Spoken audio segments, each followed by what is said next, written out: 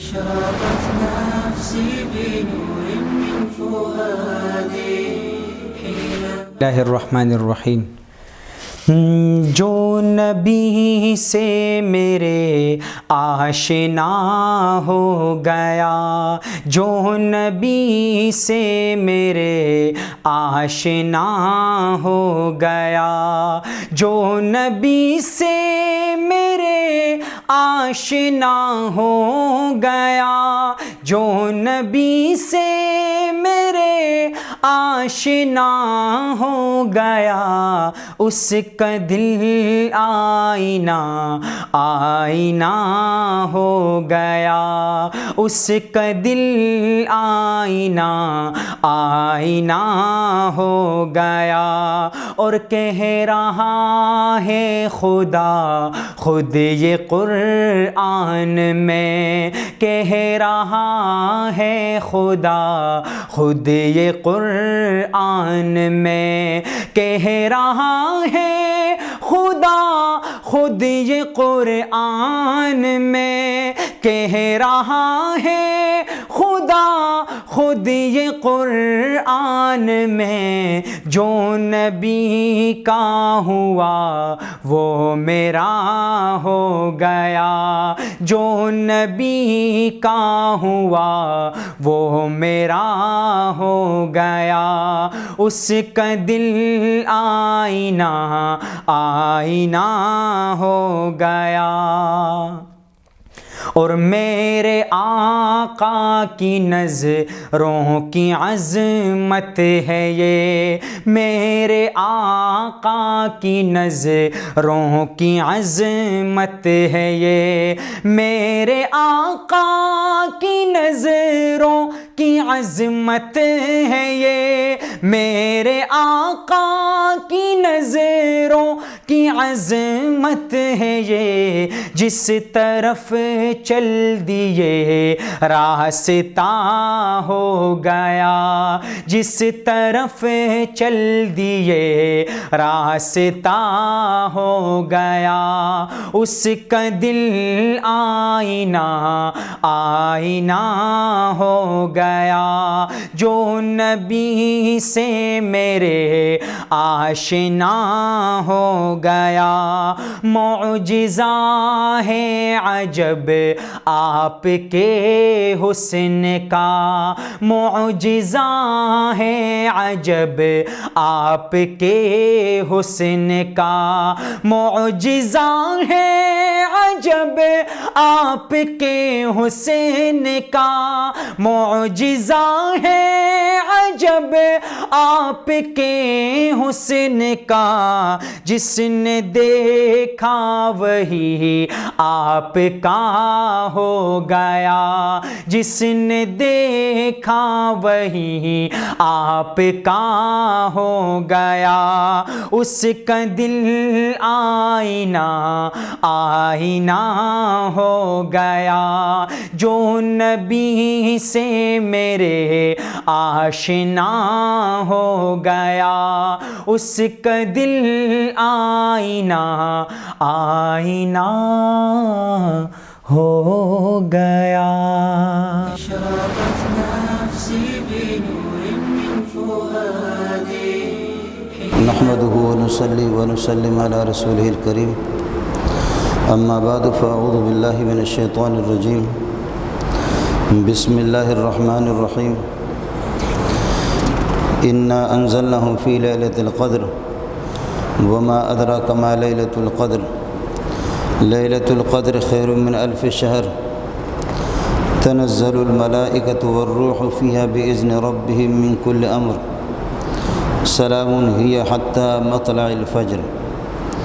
اللهم صل على محمد وعلى آل محمد كما صليت على إبراهيم وعلى آل إبراهيم إنك حميد مجيد، اللهم بارك على محمد وعلى آل محمد كما باركت على إبراهيم وعلى آل إبراهيم إنك حميد مجيد۔ رمضان المبارک کا یہ دوسرا عشرہ ہے، اور آج تقریباً 14 تاریخ ہے، اور اگلا جمعہ شاید ہی وہ 21 ہی کو آئے گا۔ اس وجہ سے یہ دوسرا عشرہ جیسے پورا ہو، 20 دن جیسے پورے ہو جائیں، تو اس کے بعد پھر یہ ہے کہ تیسرا عشرہ جیسے شروع ہوتا ہے تو پھر یہ اعتکاف ہی کا عشرہ ہے، اور آخری عشرے کے اندر اعتکاف کیا جاتا ہے۔ رمضان تو ویسے ہی پورا کا پورا برکتوں کا مہینہ ہے، اور حدیث شریف میں رسول پاک صلی اللہ علیہ وسلم نے محرم کے مہینہ کو اور رمضان کے مہینے کو شہر اللہ، اللہ کا مہینہ قرار دیا ہے، خصوصیت کے ساتھ کہ یہ اللہ کے مہینے ہے۔ چاہے زمان ہو یا مکان ہو، آسمان ہو یا زمین ہو، ساری کائنات اللہ کی ہے، لیکن کبھی کسی چیز کی عظمت کو ظاہر کرنے کے لیے اور مقام کو ظاہر کرنے کے لیے یہ کیا جاتا ہے کہ اس چیز کی نسبت اللہ کی طرف کی جاتی ہے۔ جیسے آسمان و زمین، للہ ما فی السماوات و ما فی الارض وللہ ملک السماوات والارض، آسمان و زمین اور وما فیہما، جو کچھ اس میں بسنے والی مخلوقات ہیں، چاہے وہ فرشتے ہوں یا جنات ہوں یا انسان ہوں، یہ سارے کے سارے اللہ کے ہیں۔ لیکن بیت اللہ اور کعبۃ اللہ، ان کو خصوصیت کے ساتھ بیت اللہ کو اللہ نے اپنی طرف نسبت کر دی، اس کی عظمت کو ظاہر کرنے کے لیے۔ ورنہ یہ ہے کہ میرا گھر بھی وہ اللہ ہی کا ہے، اللہ کی ملکیت ہے، آپ کا بھی ہو، ساری کائنات، سارا آسمان، ساری زمینیں، یہ سب کچھ اللہ ہی کے ہے، لیکن عظمت کو ظاہر کرنے کے لیے بیت اللہ کہا کہ اللہ کا گھر۔ اسی طرح رمضان کے مہینے، باقی مہینے بھی اللہ کے ہیں، لیکن رمضان کے مہینے کو شہر اللہ کہا گیا کہ اللہ کا مہینہ ہے خصوصیت کے ساتھ، اس کی عظمت کو ظاہر کرنے کے لیے کہ اس مہینے میں جیسے اللہ کا قرب جتنا حاصل ہو سکتا ہے باقی مہینوں کے اندر اتنا حاصل نہیں ہو سکتا۔ اور بعض علماء محققین لکھتے ہیں کہ رمضان یہ اللہ کی صفات میں سے، جیسے کہ الرحمن، الرحیم، الغفار، القہار، الجبار، العزیز، المتکبر، یہ اللہ کی صفات ہے، تو اسی طرح رمضان بھی اللہ کی صفات میں سے بعض لوگوں نے شمار کیا کہ یہ اللہ کی صفت ہے۔ ویسے رمض کا معنی آتے جلنے اور جلانے کے اور راکھ کرنے کی کسی چیز کو۔ رمضان کو رمضان اس لیے کہا جاتا ہے کہ اس کے اندر انسان اگر اللہ کی طرف رجوع کرے تو اپنے گناہوں کو جلا کر کے خاک کر دیتا ہے، اگر عبادت کرے اور اللہ کی طرف رجوع کرے تو اللہ تعالیٰ اس رمضان کے روزوں کی برکت، تراویح کی برکت، نوافل اور ذکر و اذکار کی وجہ سے اللہ پاک اس کے گناہوں کو جلا دیتا ہے اور ختم کر دیتا ہے، راکھ بنا دیتا ہے۔ اس بنیاد پر اس کو یہ کہ رمضان کہا جاتا ہے۔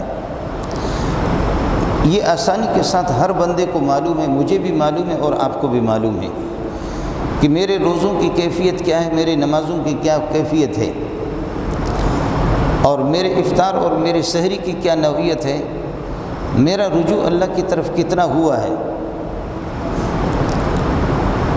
اس کا فیصلہ ہر بندہ خود کر سکتا ہے کہ میں نے اپنے گناہوں کو اللہ سے بخشوایا یا نہیں، اللہ سے ان کی مغفرت کرائی ہے یا نہیں کرائی ہے۔ مہینہ بہرحال اس قسم کا کہ اولہ رحمت، اس کی رحمتیں وہ رحمت ہے اور سب کی طرف متوجہ ہے۔ اس کا پہلا عشرہ بھی اسی طرح برکتوں والا، اور درمیان والا جو عشرہ اوسط مغفرت، اور درمیان والے تو مغفرت۔ پہلے عشرہ کے اندر اگر آدمی عبادتوں کا اہتمام کر لیتا ہے، اللہ کی طرف رجوع کر لیتا ہے تو وہ اوسط مغفرت، تو درمیان والے عشرے کے اندر اور درمیان والے 10 دن کے اندر اس کے گناہوں کی بخشش کا فیصلہ ہو جاتا ہے، اور جب گناہ بھی بخش دیے گئے اور اس نے رحمتوں سے استفادہ کر دیا تو آخری عشرہ فرمایا کہ وآخرہ عتق من النار، اور آخری جو عشرہ ہے وہ جہنم سے خلاصی کا ہے۔ اللہ پاک فیصلے فرما دیتے ہیں کہ یہ بندہ اب جہنم اس پر ناجائز ہے اور حرام ہے، یہ بندہ اس کے لیے جنت واجب ہو گئی۔ حضرت اقدس صلی اللہ علیہ وسلم نے اپنی زندگی میں کئی رمضانوں میں اس طرح بھی کیا ہے کہ پہلے عشرہ کے اندر بھی آپ نے اعتکاف کیا ہے، دوسرے عشرہ میں بھی اعتکاف کیا ہے، تیسرے میں تو کیا ہی اعتکاف آپ نے، لیکن پہلے 2 عشروں کے اندر بھی آپ نے اعتکاف کیا ہے۔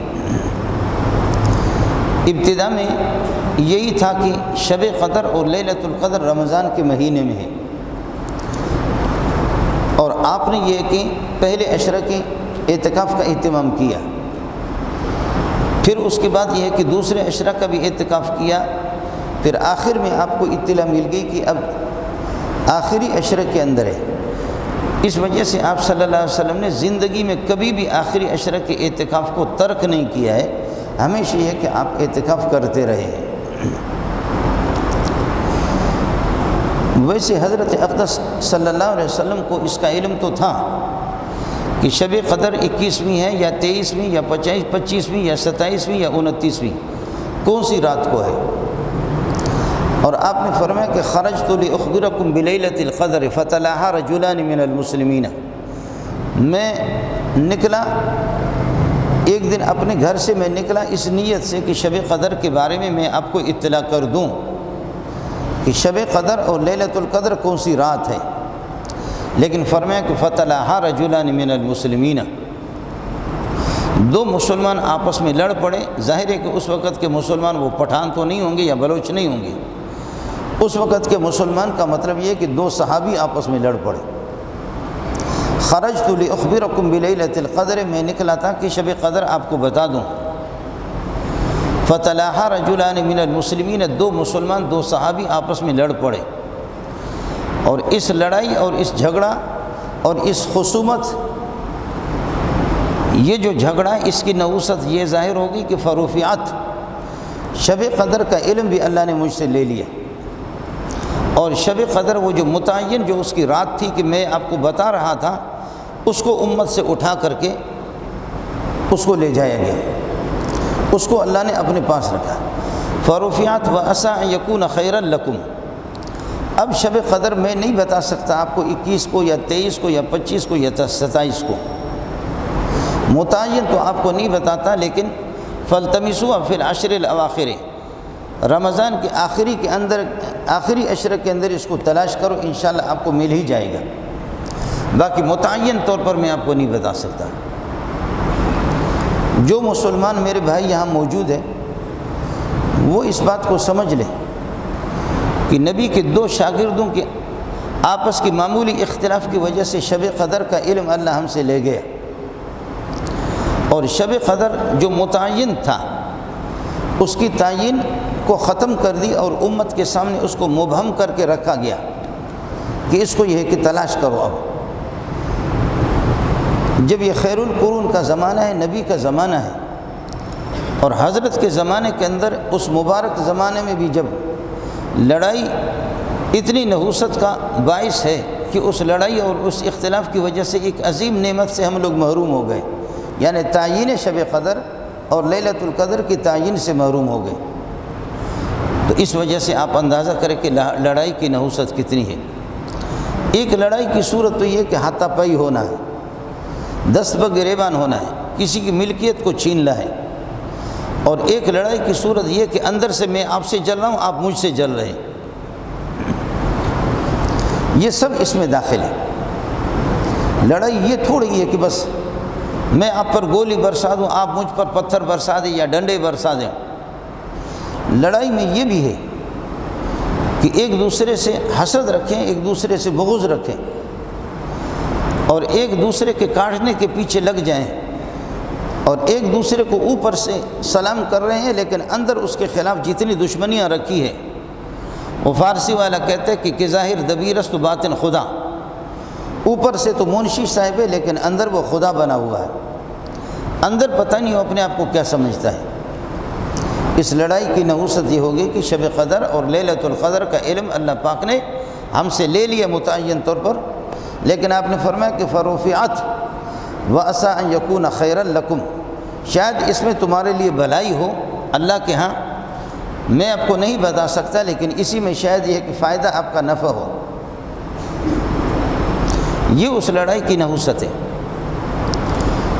چنانچہ ایک حدیث میں یہ بھی آتا ہے کہ رمضان میں سب کی مغفرت ہو جاتی ہے، لیکن شارب الخمر جو آدمی شراب پیتا ہے اور شراب کو ترک بھی نہیں کرتا۔ آج مجھے کسی نے فون کیا، اور اچھے خاصے ایک ساتھی نے جو لیکچرار اور پروفیسر ہے، اس نے مجھے فون کیا کہ ساتھی نشے بھی کرتے ہیں اور وہ شیشہ والا نشہ بھی کرتے ہیں اور شراب کی بوتل بھی چڑھاتے ہیں، لیکن روزے بھی رکھتے ہیں۔ کیا ان کا روزہ ہوگا؟ نہیں ہوگا۔ میں 11 بجے یہ گھر سے جیسے نکلا تو یہ مجھے فون آ گیا۔ اب آپ بتاؤ کہ فرشتہ غریب کیا کرے؟ وہ آپ کے لیے کیا لکھیں کہ ادھر ہم شراب بھی پی رہے، ادھر روزے بھی رکھ رہے، ادھر شراب بھی پی رہے اور ادھر نماز بھی پڑھ رہے ہیں۔ وہ کوئی تبلیغ میں چلا گیا تو اللہ کے راستے میں وقت لگا رہا ہے اور پھر آدھی رات کو اٹھا تہجد کے لیے، تو ایک آدمی خراٹے لے کر کے سو رہا تھا، خر خر خر، اس نے اپنی نماز توڑی۔ کہنے لگے اس کے بعد اگر تم نے خر خر کیا، میری نماز خراب کی نا، تمہاری خیر نہیں ہے۔ بدبخت آدمی بغیرت، آپ کو شرم نہیں آتی؟ لوگوں کی نمازیں بھی خراب کرتے۔ پھر اللہ اکبر، وہ غریب سویا ہوا، پھر وہ کہتا خر خر خر، خراٹے لے رہا ہے۔ پھر نیت توڑی، کہنے لگے کہ تا تو آئیں بیا گڑگڑ گئے نا، خر خر کے اس کو خیر نشتا۔ پھر اگر آپ نے ایسے خر خر کیا نا تو تمہاری خیر نہیں ہے۔ اس کو جب جگایا نہیں ہے آپ نے تو وہ غریب پھر خر خر کا پھر نیت باندھی۔ پھر تیسری مرتبہ یہ ہے کہ پھر اس نے خر خر شروع کیا، تو نماز توڑ کر کے جیب کے اندر چھری تھی اچھی سی، اس لیے کہ تبلیغ والوں کے پاس چھری تو ویسے بھی ہوتی ہے نا، پیاز کاٹنے کے لیے، سبزی کاٹنے کے لیے، تو وہ جو چھری تھی اس چھری سے اس کو ذبح کر دیا۔ ذبح کرنے کے بعد اب اپنے ہاتھ دھو کر کے پھر نماز شروع کیا، بہت تسلی سے نماز پڑھی، اور آخر میں دعا کر رہا، پروردگار تیرا بڑا احسان ہے، تیرا ایک دشمن آ گیا تھا جو نماز کو خراب کر رہا تھا، میرے نماز میں خشوع خضوع نہیں ہو رہی تھی، اب الحمدللہ خشوع خضوع سے میں نے نماز پڑھی۔ تو یہ بتاؤ کہ اس تبلیغ کا اور اس تہجد کا فائدہ کیا ہوا کہ ایک مسلمان کو آپ نے اس طریقے پر ذبح بھی کر دیا، قتل بھی کر دیا۔ اور وَمَن يَقْتُلْ مُؤْمِنًا مُتَعَمِّدًا فَجَزَاؤُهُ جَهَنَّمُ خَالِدًا فِيهَا، جو کسی مومن کو قتل کرتا ہے وہ جتنی نماز پڑھے، پیشانی اپنا رگڑے اور جتنا بھی روزے رکھے، فَجَزَاؤُهُ جَهَنَّمُ، وہ ہمیشہ جہنم میں رہے گا، خالداً فِيهَا، ہمیشہ جہنم میں رہے گا، وغضب اللہ علیہ، اللہ کی لعنت اس پر غضب بھی ہے۔ جب تم اللہ کے غضب اور لعنت کے مستحق ہو گئے تو اب یہ کہ اس تہجد کا فائدہ اور اس تبلیغ کا فائدہ کیا ہوا آپ کو؟ تو پوچھ رہے کہ مولوی صاحب ساتھی شراب بھی پی رہے، روزے بھی رکھ رہے، نماز بھی پڑھ رہے، اور وہ شیشہ والا جو آج کل نشے والا جو نشہ آیا ہوا ہے وہ بھی پی رہے ہیں اور روزہ رکھ رہے ہیں۔ اب مولوی بھی حیران ہے کہ اس کو کیا جواب دے دے۔ خیر میں نے ان سے کہا کہ روزہ تو ہو جائے گا، فرض اس کے ذمہ سے اتر جائے گا۔ اگر کوئی آدمی شراب کی بوتل چڑھا لیتا ہے، پھر اس کے بعد اپنے منہ کو دھو لیتا ہے، کچھ کر لیتا ہے، جا کر کے نماز پڑھ لیتا ہے، فرض اس کے ذمہ سے اتر جائے گی، فرض اتر جائے گی۔ مفتی اس کو یہ نہیں کہے گا کہ تم دوبارہ نماز پڑھو، لیکن یہ کہ اللہ کی لعنت ہوگی اور اس فرض، اس نماز پر اس کو ثواب 1 ٹکے کا بھی نہیں ملے گا۔ اور ظاہر ہے کہ جب کسی چیز سے اس کا غرض اور نتیجہ حاصل نہ ہو جائے تو اس کا کیا ہے؟ شادی آدمی کرتا ہے کسی مقصد کے لیے، وہ مقصد حاصل نہ ہو، آدمی مزدوری کرتا ہے 4 پیسوں کے لیے، اس کے کوئی مقصد ہی ہوتا ہے، پانی پیتا پیاس کو ختم کرنے کے لیے اس کا مقصد ہوتا ہے، کھانا کھاتا اس کا مقصد ہوتا ہے بھوک ختم کرنے کے لیے، بدن میں طاقت اور تقویت آ جانے کے لیے۔ کھانے سے بھوک ختم نہیں ہوتی، پانی پینے سے پیاس یہ ہے کہ بجھتی نہیں ہے۔ تو پھر یہ ہے کہ اس پینے کا اور اس کھانے کا فائدہ کیا ہے؟ جب میں نماز پڑھ رہا ہوں، روزہ بھی رکھ رہا ہوں، لیکن میری نماز پر اللہ کی خوشنودی حاصل نہیں ہو رہی، اللہ کی رضامندی حاصل نہیں ہو رہی، اس پر اجر و ثواب مرتب نہیں ہو رہا، تو اس نماز کا فائدہ کیا ہو گیا؟ اس لیے میرے نبی نے ایک موقع پر یہ بھی فرمایا کہ بہت سے لوگ ایسے ہیں کہ روزہ رکھنے سے سوائے بھوک اور پیاس کے اس کو کوئی فائدہ نہیں ہے، اور کتنے شب بیداری کرنے والے پوری رات کھڑے رہتے ہیں، لیکن سوائے رات جاگنے کے، رات کو جاگنے کے علاوہ اس کو کوئی فائدہ نہیں ہے۔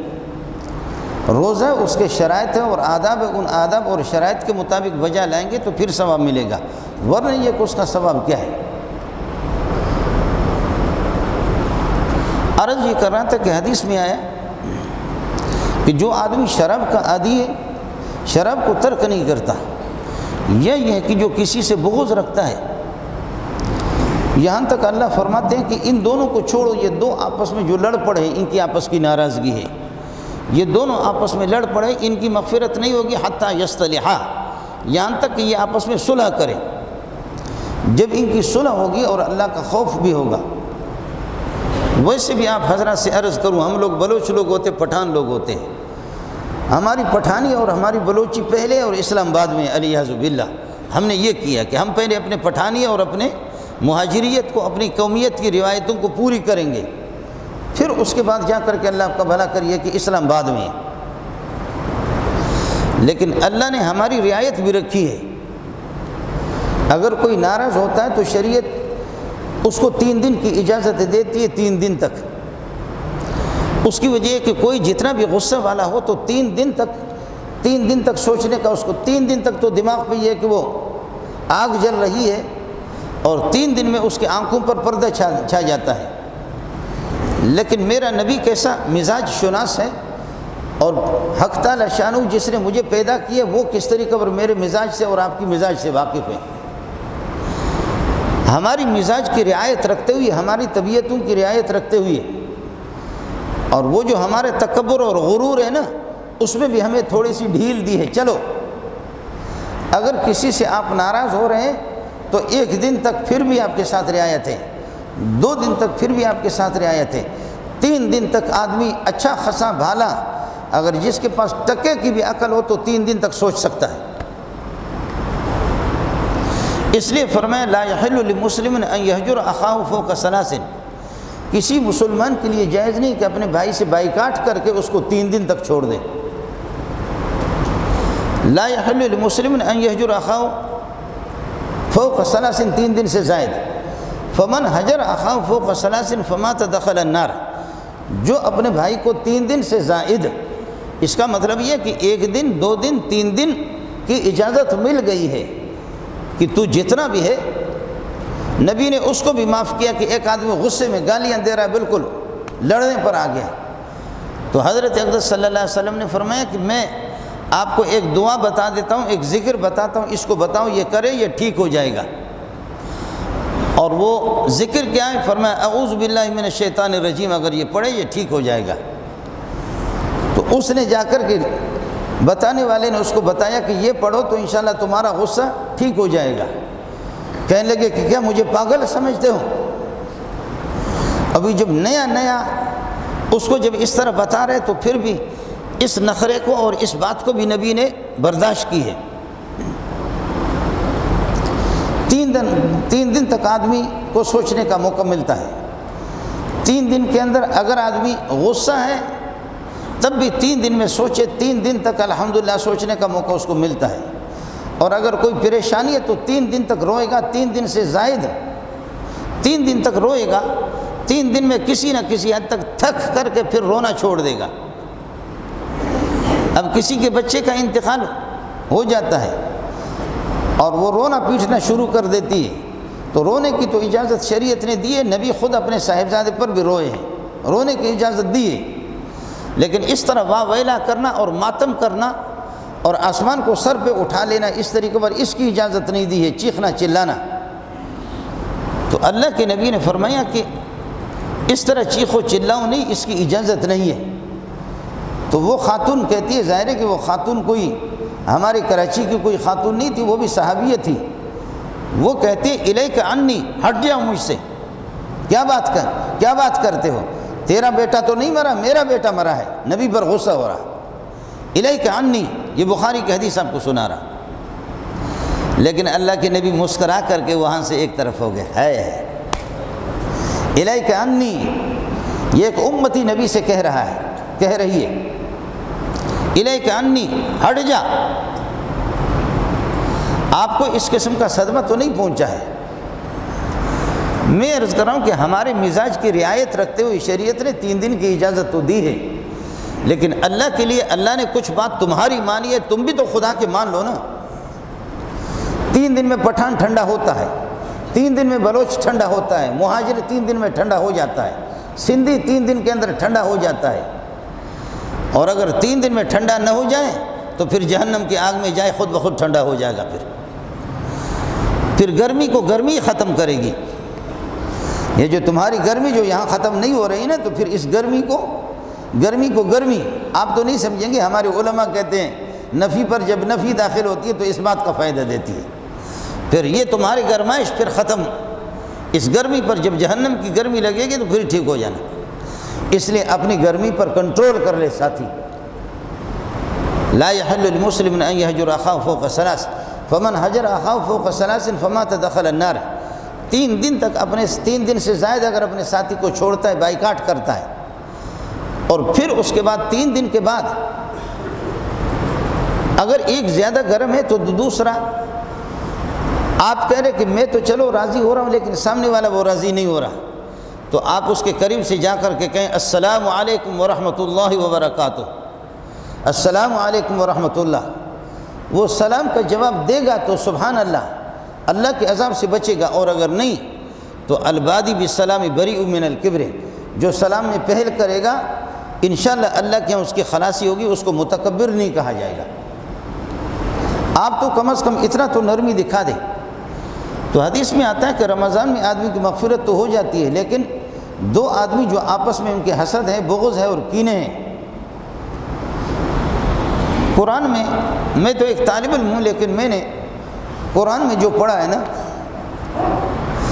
کہ حسد جیسے کہ مردار کھانا کتے کی عادت ہے، مردار کھانا، بھونکنا کتے کی عادت ہے، ڈسنا سانپ کا کام ہے، جیسے ان درندوں کے اس قسم کی بری عادتیں ہیں، تو حسد اور بغض کو اللہ نے یہودیوں کی عادت قرار دی ہے کہ یہودی حسد من عند انفسهم من بعد ما تبين لهم الحق۔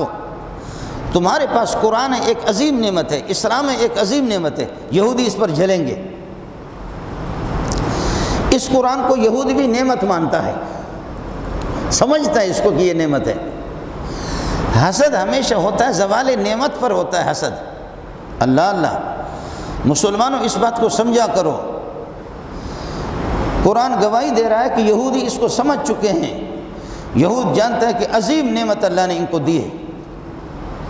کسی کے پاس اگر ٹٹی سے ایک ٹوکری بھری ہوئی ہے، بالٹین کے اندر پاخانہ اس نے پیشاب جمع کیا، میں اس پر جلوں گا نہیں، حسد نہیں کروں گا۔ کسی نے کتے جمع کیے اپنے جیسے، اس پر میں حسد نہیں کروں گا۔ شراب کی بوتل چڑھائے جائے جہنم میں اس پر حسد نہیں کروں گا۔ بے حیا جو اپنی عزت کو لٹا رہا ہے، یہ حسد کی چیز نہیں ہے۔ حسد ہمیشہ ہوتا ہے زوال نعمت پر، کہ حاسد جلتا ہے کہ اس کے پاس کیسی نعمت ہے، مال ہے، دولت ہے، کسی حد تک وہ نعمت ہے۔ اسلام سے بڑی نعمت کوئی بھی نہیں۔ حسد من عند انفسهم، اللہ اکبر۔ یہودی جلتے ہیں اور وہ اس بات کی تمنا کرتے ہیں کہ تم ان کی طرح بنو، یہ نعمت تمہارے پاس نہ رہے۔ یہودی سمجھ رہا ہے کہ قرآن نعمت ہے، اسلام نعمت ہے، کلمہ نعمت ہے، محمد عظیم نعمت ہے۔ الم تر الی الذین بدلوا نعمت اللہ کفرا، ان بدبختوں کو دیکھ تو لو، اللہ کی نعمت کو چھوڑ کر کے کفر کو انہوں نے اپنایا ہے۔ اور یہاں مفسرین ابن عباس لکھتے کہ اس نعمت اللہ سے، اللہ کی نعمت سے محمد مراد ہے۔ سب کو سبحان اللہ، اللہ اللہ۔ 14واں پارہ ہے، سورہ ہجر ہے۔ الم تر الی الذین بدلوا نعمت اللہ کفرا واحلوا قومهم دار البوار، ان مشرکین کو دیکھو، ان بدبختوں کو، ان بے عقلوں کو بھی دیکھو۔ بس بات آ گئی بے عقلی کی، لیکن یہ جو ہم لوگ مولوی لوگ بے عقل ہے، یہ تبلیغی بھی بے عقل ہے، ہم لوگ یہ جو جتنے قرآن پڑھنے والے یہ بے عقل ہے، اور جن کی یہ بھی نہیں ہے اور جن کی قمیص بھی نہیں ہے، ٹائی لگائی ہے اور شلوار پہ، یہ بڑے عقل مند ہیں۔ عقل مندوں سے پتہ کرو کہ عقل ہے کیا چیز۔ جیسے دہشت گردی کی تعریف آج تک کائنات میں ان بدبختوں نے کی نہیں، کریں گے بھی نہیں، خود دہشت گرد ہے۔ اسی طرح عقل کے بارے میں بھی آپ کو کبھی بھی نہیں بتائیں گے کہ عقل کیا ہے، بے عقل کیا ہے۔ میرے پاس ایک کسوٹی موجود ہے، میرے پاس ایک معیار موجود ہے، آپ کے پاس معیار موجود ہے، آپ کے پاس ضابطہ موجود ہے کہ 2 اور 2 4، 4 اور 4 ہو گئے 8۔ یہ پاخانہ ہے، یہ چھوٹا پیشاب ہے، یہ روشنی ہے، یہ تاریکی ہے، یہ کتا ہے، یہ بکری ہے، یہ اس عقل کے ذریعے سے۔ لیکن پتہ کرو کہ عقل مند کون ہے اور بے عقل کون ہے۔ آپ سمجھ رہے ہیں؟ آج ایک آیت آپ کو بتا دیتا ہوں اور اس کے بعد آپ کی مرضی ہے۔ آیت آپ کو بتا دیتا ہوں، وہ کسی نے نہ بتایا ہو شاید آپ کو، فیصلے کرنے میں آپ کو آسانی ہوگی۔ وَمَنْ يَرْغَبُ عَنْ مِلَّةِ إِبْرَاهِيمَ إِلَّا مَنْ سَفِيَ نَفْسَهُ وَلَقَدِ اصْطَفَيْنَاهُ فِي الدُّنْيَا وَإِنَّهُ فِي الْآخِرَةِ لَمِنَ الصَّالِحِينَ۔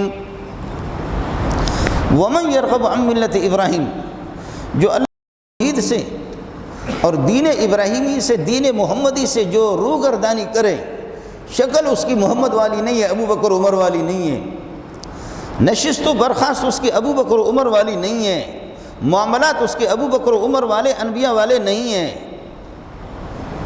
عادتیں اس کے انبیاء والے نہیں ہیں، حرکتیں اس کے اللہ کی مرضی کے مطابق نہیں ہیں، قرآن سے دور ہے، حکومت بھی اس کی قرآن کے مطابق نہیں ہے، انبیاء کے مطابق بھی نہیں ہے، اور اس کے چال چلن اس کے مطابق نہیں ہے۔ بات صاف سی ہے، پہلا پارہ ہے، اس جیسا بے غیرت بے وقوف کائنات میں کوئی بھی نہیں ہے۔ ترجمہ خود کھول کر کے دیکھو، چاہے تمہاری مرضی ہے، اللہ محمد رضا خان کا ترجمہ دیکھو، یا شیخ الہند مولانا محمود حسن کا، یا اشرف علی تھانوی کا، آسانی ہوگی آپ کے لیے۔ اب یہ ان عقل مندوں سے جو بڑے بڑے وکیل، بڑے بڑے جج، ایک آدمی کنویں میں گرا، تو لوگوں نے رسی باندھ کر کے اس کو، رسی پھینکی، اپنے آپ کو باندھا کھینچ کر کے باہر نکالا۔ چند دنوں کے بعد ایک آدمی کھجور کی درخت پہ چڑھ گیا اور وہ اتر نہیں رہا، نیچے ڈر رہا، لرز رہا، کانپ رہا، کیا کروں؟ جج سے کہا کیا کریں؟ تو جج صاحب نے کہا کہ رسی پھینکو کسی طرح طاقت سے، وہ رسی میں اپنے آپ کو باندھے کھینچو۔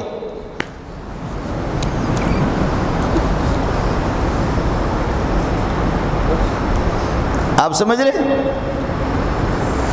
یہ تو پٹھانوں نے، بلوچوں نے چند دن پہلے کیا کر دیا، کنویں والے کے لیے رسی پھینکی اور اس نے اپنے آپ کو باندھا کھینچ کر کے باہر نکالا، وہ ٹھیک ٹھاک باہر صحیح آ گیا۔ اور اب جج صاحب سے پوچھ رہے کہ بندے کھجور پہ چڑھا ہوا، وہ نیچے اتر نہیں رہا، کیا کریں؟ زمین پہ اس کو پہنچانے کا طریقہ۔ لیکن لوگ پوچھ رہے تھے کہ لوگوں کا مقصد تھا کہ زمین پہ ٹھیک ٹھاک پہنچے، وہ اوپر معراج پہ گیا ہوا ہے، وہ ٹھیک ٹھاک طریقے سے پہنچے۔ تو اس نے کہا رسی پھینکو، اپنے آپ کو باندھے۔ تو وہ بھی عقل مند تھا، اپنے آپ کو باندھا اور لوگوں نے کھینچا، نیچے جب پہنچا تو اس کے ٹکڑے ٹکڑے ہو گئے۔ جا کر کے جج سے پوچھا کہ جج صاحب یہ ہوا کیا، یہ کیا ہوا؟ اس کے تو ٹکڑے ٹکڑے ہو گئے، بچے یتیم ہو گئے، بیوی بیوہ ہو گئی، کیا مشورہ آپ نے دیا؟ جج صاحب سر پکڑ کر کے بیٹھ گئے، حیران ہو گئے، کہنے لگے ابھی ہفتہ دو ہفتہ پہلے ایک بندہ کنویں میں گرا تھا اور پٹھانوں نے، بلوچوں نے اس میں، اللہ آپ کا بھلا کرے، کیا رسی باندھ کر کے اس کو نکالا، وہ ٹھیک ٹھاک نکلا، مجھے سمجھ میں نہیں آ رہا یہ کیوں ٹوٹ گیا؟ ہم نے اس کے لیے بھی تو رسی پھینکی تھی، وہ ٹھیک ٹھاک باہر آ گیا اور یہ ٹھیک ٹھاک اوپر سے نیچے کیوں نہیں آیا؟ جو اس کو چھوڑے گا تم اس کو عقل مند کہتے ہو۔ میں ایسا بدبخت آدمی ہوں کہ مجھے، آپ یقین کیجئے کہ یہ جو جج مج ہوتے، یہ جو کچھ بھی ہوتے، یا جو کوئی آپ کا پتہ نہیں جنرل کرنل میجر، اللہ کی قسم کچھ بھی نہیں سمجھتے ہم ان کو۔ بات صاف سی ہے، عشق کرنا ہے تو ڈرنا نہیں ہے۔ ان کی حیثیت ہمارے نگاہ میں اللہ کی قسم کچھ بھی نہیں ہوتی۔ ہم تو اس کی پیشانی کو، جس کے پیشانی پہ سجدے کے نشانات ہیں، وہ انسان ہمیں نظر آتا ہے۔ اصل میں ہمیں اس نے اس طرح پاگل بنایا، اور اللہ سب کو پاگل بنا دے، اللہ سب پاگل بنا دے۔ ہمیں اس نے اس طرح پاگل بنا دیا، دوست اور دشمن اس نے ہمیں بتا دیا۔ ہماری مجبوری ہے، کوئی جوتے سے ہمیں قائل کرے کہ تم میرا گن گاؤ، وہ ایک الگ مسئلہ ہے۔ جوتوں سے اور ڈنڈوں سے، یا ہماری داڑھی کو نوچ کر کے کہہ کہ میرا نعرہ لگاؤ زندہ باد، تو ہم اوپر سے تو کہہ بھی دیں گے مجبوری میں زندہ باد، اور اندر کہیں گے کروڑوں تم پہ لعنت بھی ہو۔ اس لیے عرض یہ کر رہا تھا کہ فرمائے کہ وَمَنْ يَرْغَبُ عَنْ مِلَّةِ إِبْرَاهِيمَ، دین ابراہیمی سے، دین محمدی سے روگردانی کرنے والا کبھی کوئی عقل مند نہیں ہوگا، إِلَّا مَنْ سَفِيَ نَفْسَهُ، مگر یہ کہ عقل کے اندر اس کی خفت ہوگی، اور عقل ہوگی نہیں اس کے پاس، یہ عقل یہ ہے کہ پاگلوں والی ہے کہ عقل ہوگی۔ اس لیے ساتھی اس کا اہتمام کر لیں۔ خیر، میں عرض کر رہا تھا کہ ہماری جتنی دشمنیاں ہیں اور جتنی یہ ہے کہ ناراضگیاں ہیں، ان ناراضگیوں کے رمضان کے اس مہینے میں ان کو ختم کر دے ساتھی۔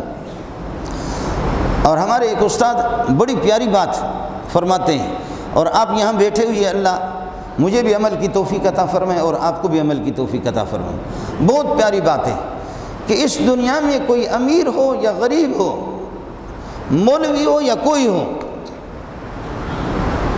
اللہ اکبر، اس دنیا میں جو آدمی نمازیں پڑھتا ہے، حلال و حرام کا اہتمام کرتا ہے، اور وہ آدمی زمین پہ پھرتے ہوئے اس کو قسم دے دو کہ تمہارے سینے میں کسی کے خلاف کوئی دشمنی ہے یا نہیں ہے، کوئی عداوت ہے یا نہیں ہے، جب وہ کہیں کہ میرے سینے میں اللہ کی قسم کسی کی کوئی معمولی سی بھی دشمنی نہیں ہے، تو فرمایا کہ جو اس بات کی گارنٹی دے دے تو قسم اٹھاؤ کہ یہ آدمی جنتی ہے۔ لیکن ایسے بہت کم ملتے ہیں۔ ہمارے نام بھی تو بڑے، کوئی شیخ الحدیث، شیخ التفسیر، مناظر اسلام، متکلم اسلام، شیخ الاسلام، فل اسلام، آدھا اسلام، پورا اسلام، نام تو ہمارے بڑے ہوتے ہیں، لیکن حضرت اقدس حکیم الامت اشرف علی تھانوی رحمۃ اللہ علیہ فرماتے مولوی صاحب کا اس وقت آپ کو پتہ چلے گا کہ مولوی کے مدرسے کے قریب تم ایک مدرسہ اور شروع کرو۔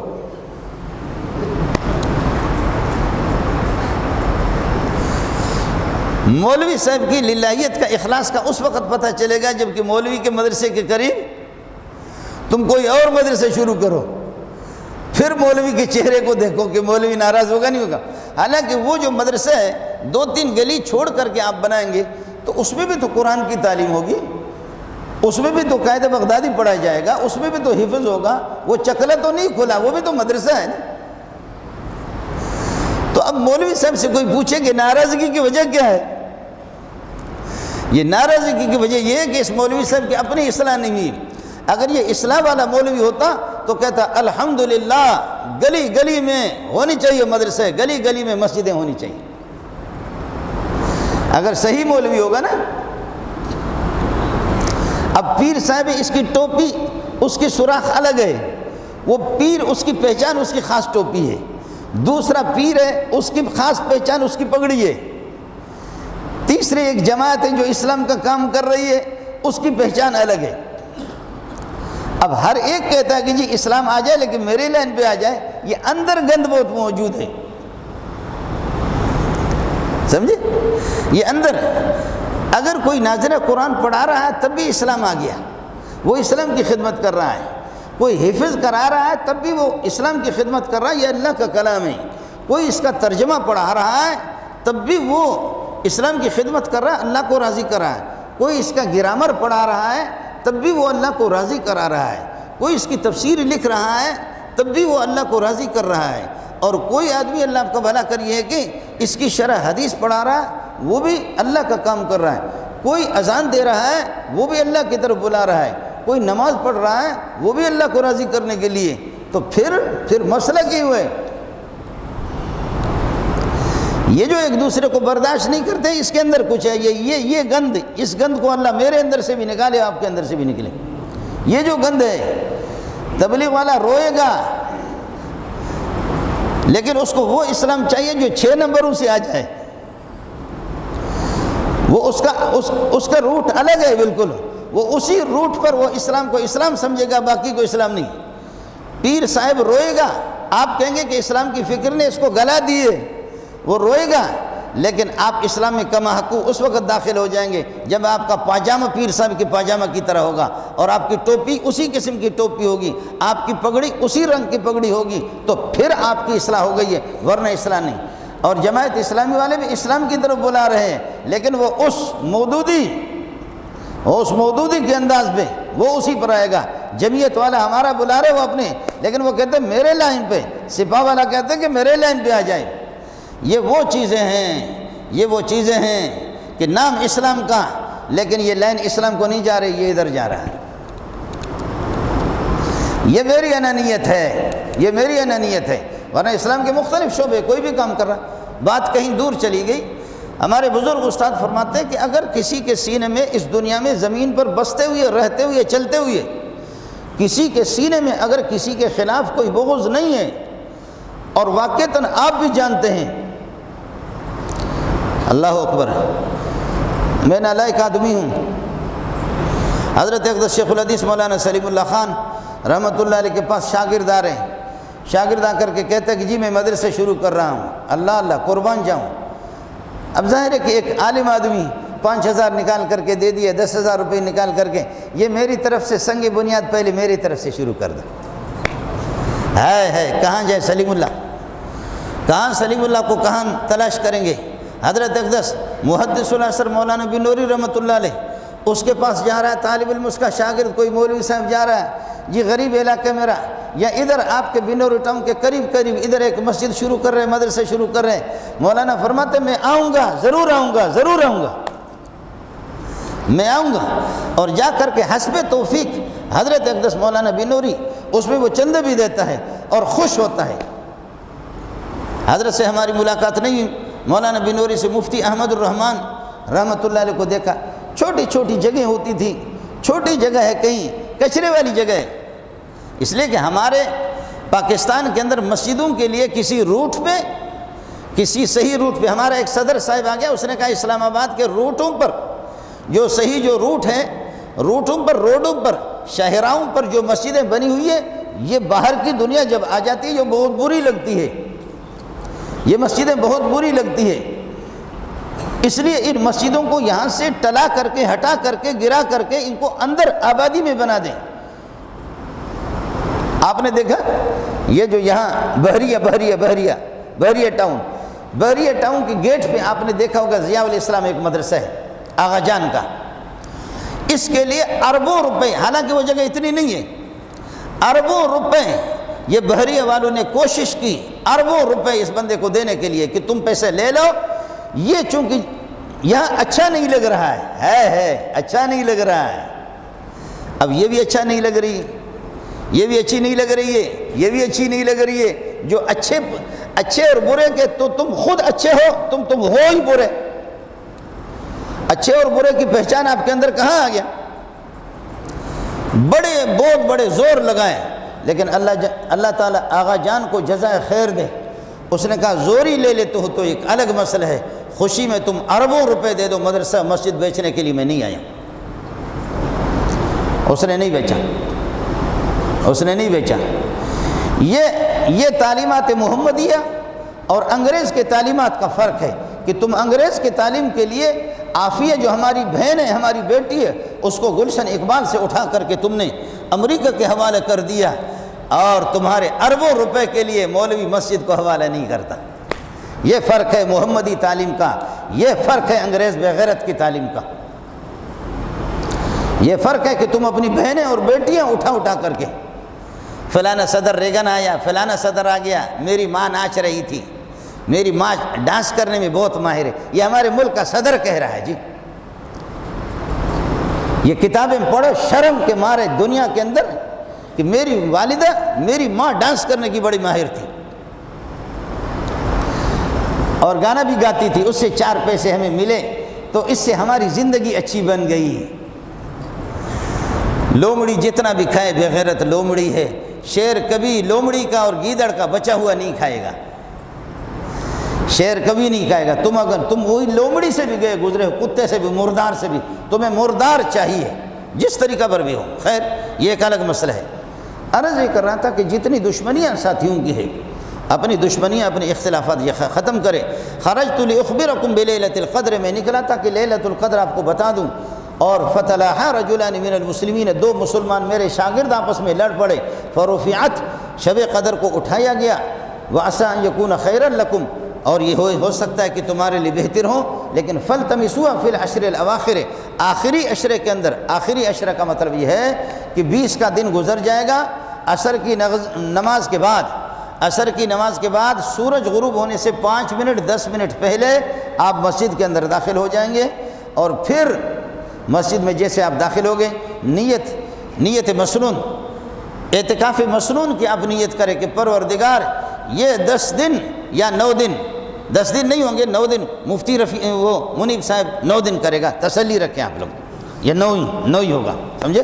اس لیے کہ ابتدائی چاند ہم لوگوں کو پاکستانیوں کو نظر نہیں آتا، اب آخری بالکل نظر آئے گا، اب آخری اگر ادھر سے نہیں آئے گا تو ہم لانڈی سے نکالیں گے اس کو، اگر یہاں مغربی سائڈ سے چاند نظر نہیں آئے گا، لانڈی، قائد آباد، حیدرآباد سے کہیں نہ کہیں سے اس کو نکلیں گے، تو اس لیے تسلی رکھو۔ 9 یہ ہے کہ یہ عشرہ یعنی 10 دن پورے نہیں ہوں گے، 9 ہوں گے، 9 دن ہوں گے۔ تو یہ 10 دن کے لیے 9 دن کے لیے آپ آئیں، لیکن عصر کی نماز سورج غروب ہونے سے 5 منٹ 10 منٹ پہلے، سورج غروب ہو گیا، 1 منٹ بھی گزر گیا، 2 منٹ گزر گیا، اس کے بعد آپ مسجد میں آ گئے، اعتکاف مسنون کا ثواب آپ کو حاصل نہیں ہوگا۔ سورج غروب ہونے سے پہلے یعنی 21ویں کی رات سے پہلے اور 20ویں کا جو سورج غروب ہو رہا ہے، غروب ہونے سے پہلے آپ کو مسجد میں ہونے چاہیے۔ ساتھ ہی کوشش کر لیں اعتکاف کے لیے ضروری ہے، مردوں کے لیے اعتکافی مسنون مسجد ہی کے اندر، جس مسجد کے اندر جماعت کی نماز ہو رہی ہو،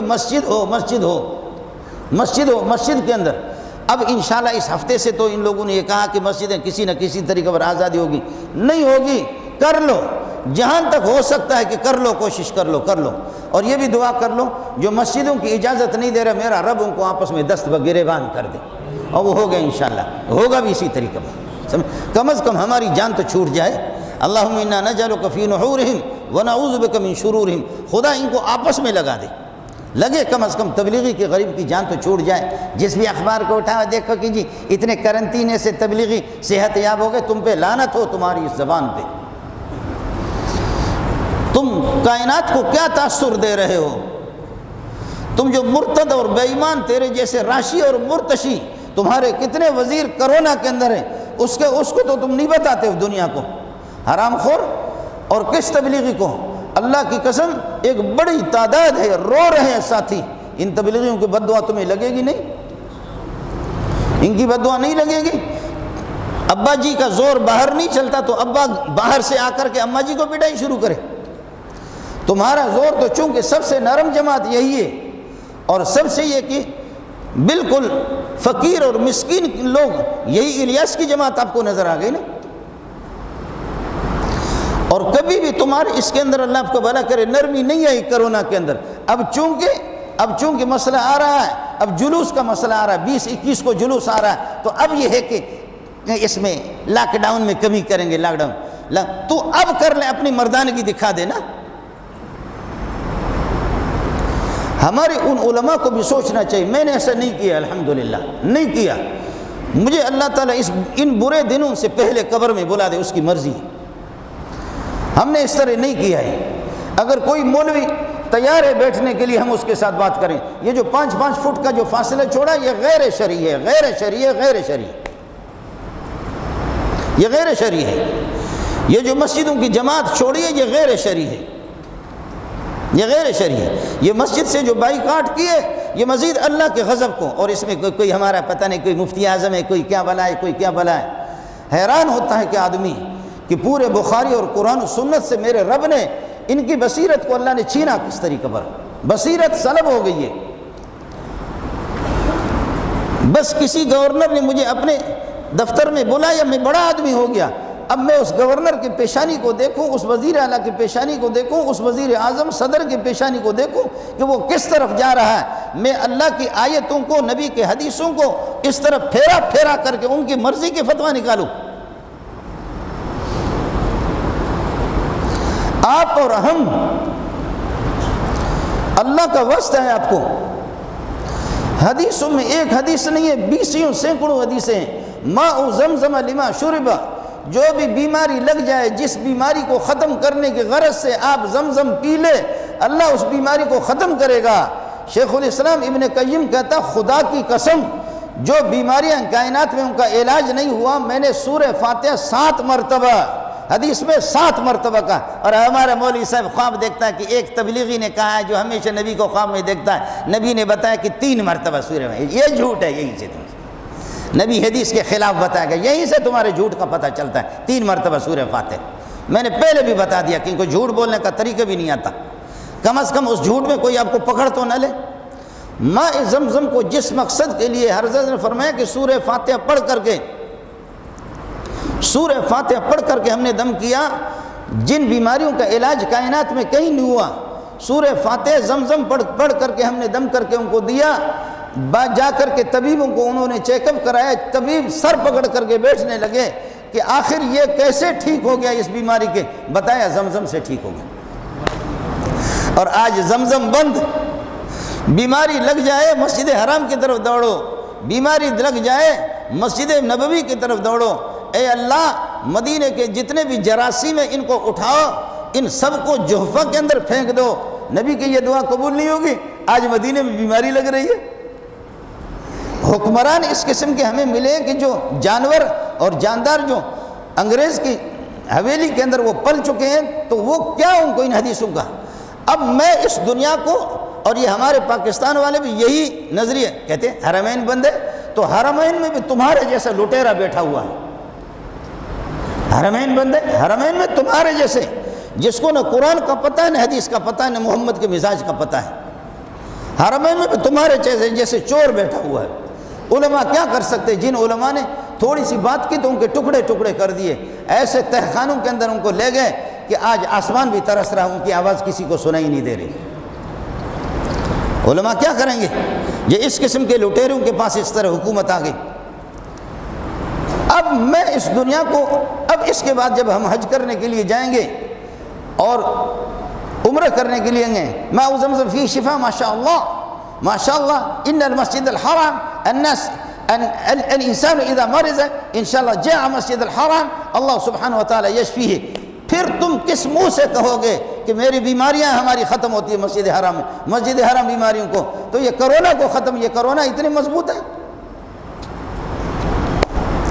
اس لیے اعتکاف کے لیے گزارش یہ کہ مسجد کا سہارا ساتھی کوشش کر لیں، اور معتکفین کا ہم پر احسان ہوگا کہ اس آخری عشرے کے اندر وہ اللہ کے جوار میں آ کر کے بیٹھے کہ پروردگار، اور پھر معتکف سمجھ لے باہر ایک آدمی راشن بانٹ رہا ہے، باہر ایک آدمی جنازے کے ساتھ جا رہا ہے، باہر ایک آدمی کسی بیوہ کے بوجھ کو اٹھا کر کے سامان کو اپنے کندھے پر رکھ کر کے اس کے گھر پہ پہنچا رہا ہے، باہر کوئی کسی کی عیادت کے لیے جا رہا ہے، باہر کوئی اور نیکی کر رہا ہے۔ یہ جتنی بھی نیکیاں جن کو معتکف کر نہیں سکتا اعتکاف کی وجہ سے مسجد میں، میرا رب فرماتے تو میرے پڑوس میں آ گیا، وہ ساری نیکیاں جو باہر نیکی کے کام لوگ کر رہے ہیں ان سب کا ثواب آپ کو مسجد میں ملے گا، ان سب کا ثواب آپ کو مسجد۔ اس لیے ساتھی اس کا اہتمام کریں اعتکاف مسنون کا۔ اور اگر بھائی اعتکاف مسنون نہ کریں تو ایک چیز اور بتا دیتا ہوں، وہ یہ ہے کہ ان دنوں میں یہ تو کر لو کہ ایک دن کا اعتکاف، نفلی اعتکاف، 4 گھنٹے کے لیے مسجد میں آ جاؤ،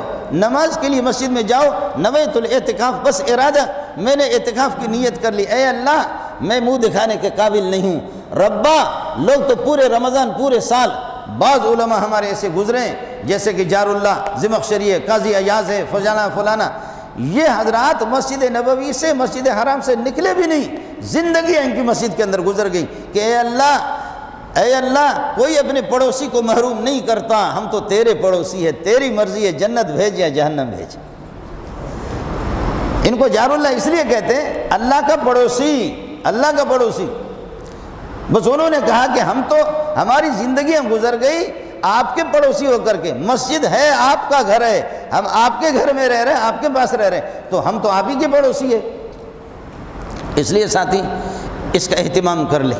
اعتکاف مسنون اگر نہیں کر سکتے تو 4 گھنٹوں کے لیے، 5 گھنٹوں کے لیے آ کر کے مسجد میں یہ ہے کہ دعا کر لیں، ذکر و اذکار کریں، تلاوت کریں، نفلی اعتکاف جس کو کہا جاتا ہے۔ اللہ آپ کا حامی اور اللہ آپ کا ناصر، و وقت زیادہ ہو گیا۔ وآخر دعوانا الحمدللہ رب العالمین۔